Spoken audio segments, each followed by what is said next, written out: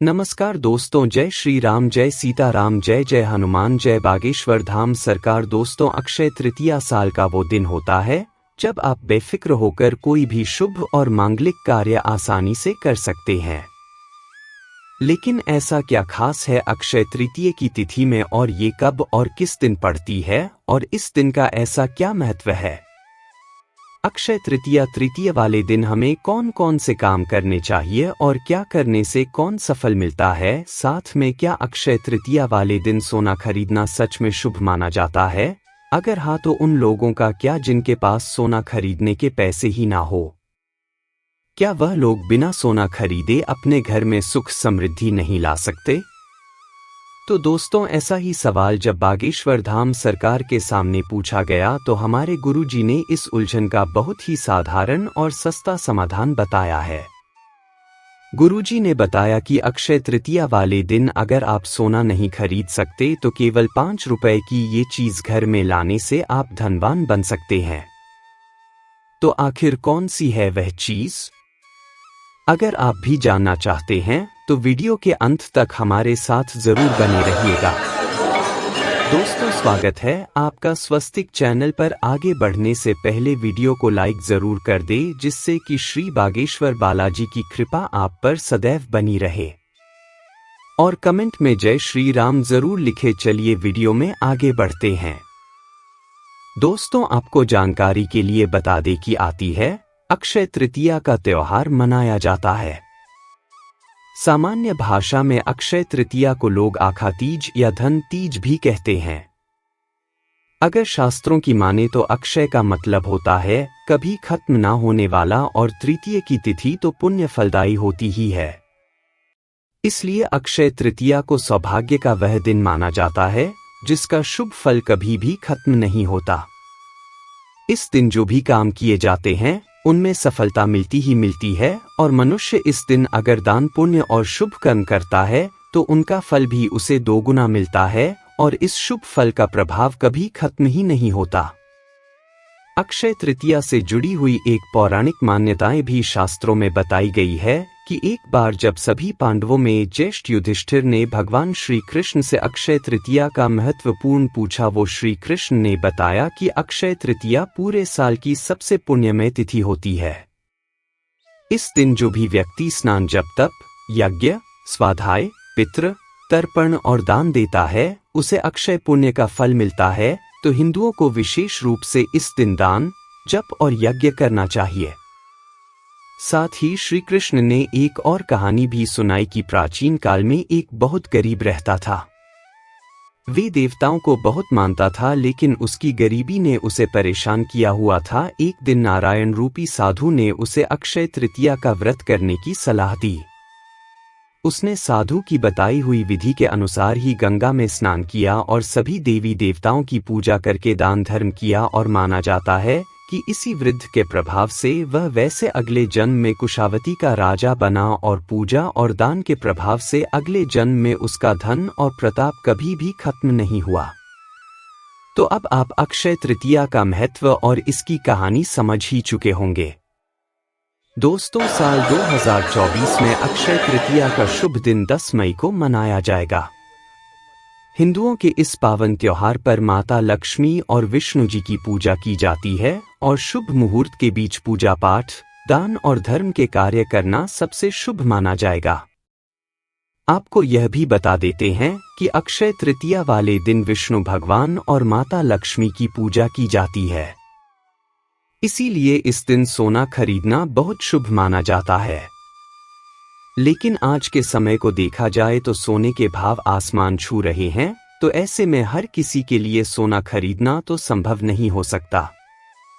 इसीलिए इस समस्या को ध्यान में रखते हुए गुरुजी ने अक्षय तृतीया को एक ऐसी चीज के बारे में बताया जो केवल 5 रुपए की भी आ सकती है, और यह आपके घर को धन दौलत से भर देगी। तो वो 5 रुपए की चीज कौन सी है? ये जानने से पहले यह भी जान लेते हैं कि अक्षय तृतीया को आपको क्या क्या अपने घर में लाना चाहिए। नंबर 1, कौड़िया। तो सबसे पहले आप अक्षय तृतीया वाले दिन अपने घर में 11 कौड़िया खरीद कर ला सकते हैं। ये ज्यादा महंगी भी नहीं आती और कौड़ी माता लक्ष्मी को बहुत प्रिय भी होती है। अगर आप इस दिन सोना नहीं खरीद सकते तो कौड़ियों जरूर खरीद कर लाइए और इस दिन कौड़ियों का पूजन करके लाल कपड़े में बांधकर आप अपनी तिजोरी में रखें। ऐसा करने से आपको धन की कमी कभी नहीं होगी। नंबर 2, शंख। दोस्तों, लक्ष्मी जी की पूजा के साथ ही शंख की पूजा करने की सलाह भी दी जाती है। शंख माता लक्ष्मी के साथ समुद्र मंथन से ही उत्पन्न हुआ था, इसीलिए यह माता लक्ष्मी का भाई भी है और अगर आप शंख को घर में रखते हैं तो आपके घर में मां लक्ष्मी का वास होता है। शंख खरीदते समय आपको ये ध्यान रखना है कि आप शंख दक्षिणवर्ती ही लेकर आए। ऐसा करने से आपके घर में सुख, सौभाग्य और आरोग्य की बढ़ोतरी होगी। अगला है सोना। इसी के साथ अक्षय तृतीया वाले दिन आप सोना भी खरीदकर अपने घर में ला सकते हैं। अगर आप सोना खरीदने में सक्षम है तो आप अक्षय तृतीया वाले दिन सोना जरूर खरीद कर लाएं।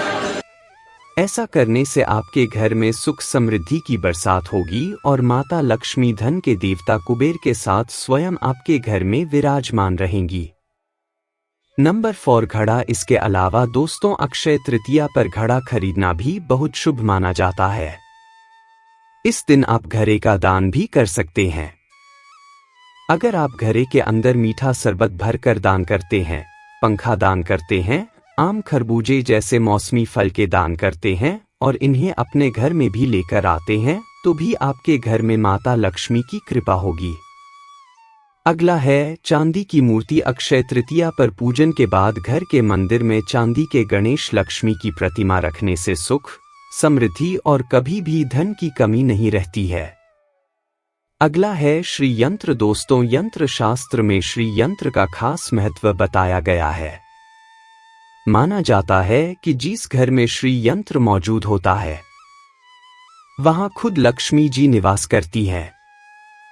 आर्थिक स्थिति ठीक करने के लिए आप अक्षय तृतीया पर अपने घर में श्री यंत्र ला सकते हैं। अगला है नारियल। अक्षय तृतीया वाले दिन आप लाल कपड़े में नारियल बांधकर तिजोरी में रखने से महालक्ष्मी की कृपा बनी रहती है। अगर आप एक आक्षी नारियल लाते हैं तो आपको 100 गुना फल मिलेगा। एक आक्षिक अर्थ है एक आंख वाला। एकाक्षी नारियल को ज्यादातर तंत्र शास्त्र में इस्तेमाल किया जाता है। इसे साक्षात महालक्ष्मी का स्वरूप माना जाता है। दोस्तों, इसकी विधिवत पूजा करके घर में रखने से कभी धन की कमी नहीं होती। अगला है कमल गट्टे की माला। लक्ष्मी देवी की कृपा पाने के लिए मंदिर में कमल गट्टी की माला जरूर रखें। अगला है चरण पादुकाएं। अक्षय तृतीया पर लक्ष्मी माता की चांदी से बनी चरण पादुकाएं घर के मंदिर में रखने से धन समृद्धि आती है, तो आप माता की चरण पादुका भी ला सकते हैं। तो दोस्तों, साथ में अब आपको यह भी बता देते हैं कि गुरुजी ने कौन सी 5 रुपए वाली चीज अक्षय तृतीया को अपने घर में लाने को कहा है। तो गुरुजी कहते हैं कि अगर आप सोना खरीदने में सक्षम नहीं हैं, तो आप अपने घर में कम से कम 5 रुपए की जौ जरूर खरीद कर लाइए, क्योंकि जौ को खरीदना भी सोने को खरीदने जितना ही शुभ माना जाता है। आप अक्षय तृतीया वाले दिन जौ को खरीद कर जरूर लाएं और उसके बाद उसे अपने घर के मंदिर में भगवान विष्णु के चरणों में अर्पित कर दीजिए। भगवान विष्णु और माता लक्ष्मी की आरती करने के बाद आप इन जौ को एक लाल कपड़े में बांधकर अपनी तिजोरी में रख लीजिए।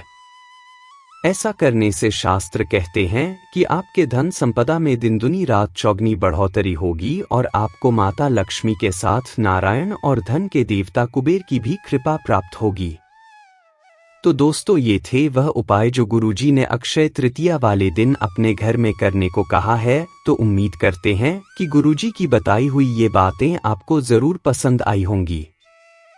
अगर आपको ये वीडियो अच्छी लगी हो तो वीडियो को लाइक जरूर कर दीजिएगा और कमेंट बॉक्स में जय श्री राम, जय बागेश्वर हम सरकार, जय हनुमान, जय सीताराम जरूर लिखें और इसे ज्यादा से ज्यादा शेयर करके बाकी लोगों तक भी पहुंचाएं। तो मिलते हैं अगली वीडियो में।